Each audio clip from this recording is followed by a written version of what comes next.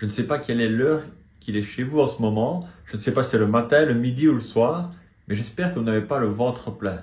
Parce que Dieu nous invite à prendre part à plusieurs repas ensemble. Et ne vous tracassez pas, même si vous sortez de table, que vous venez de prendre votre 4 heures. Pas de problème, ces repas sont à consommer en tout temps.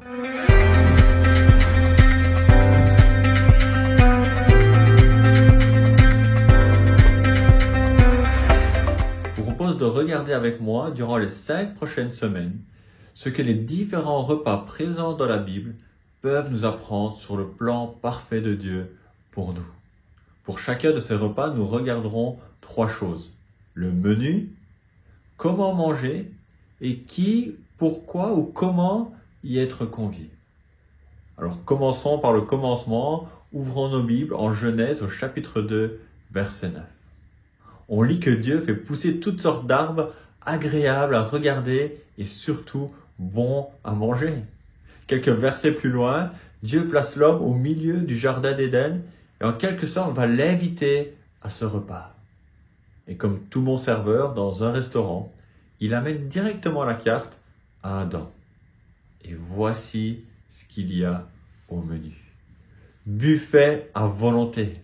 Tu peux manger tout ce que tu veux. Tu peux manger tout ce qui te semble agréable et bon. Rien n'est refusé aux invités. Il n'y aura pas de supplément à payer parce que c'est l'Éternel qui prend tout en charge.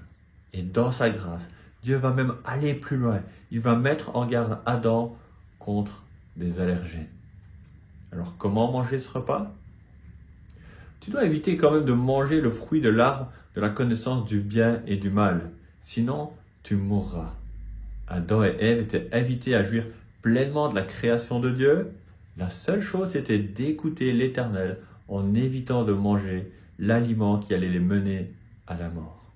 Et cela pas seulement comme des allergènes graves de nos jours qui pourraient nous faire quelques... Non, le texte nous dit, si tu en manges, tu mourras, c'est certain. Et en regardant le chapitre suivant, chapitre 3, on voit que ce repas finit mal.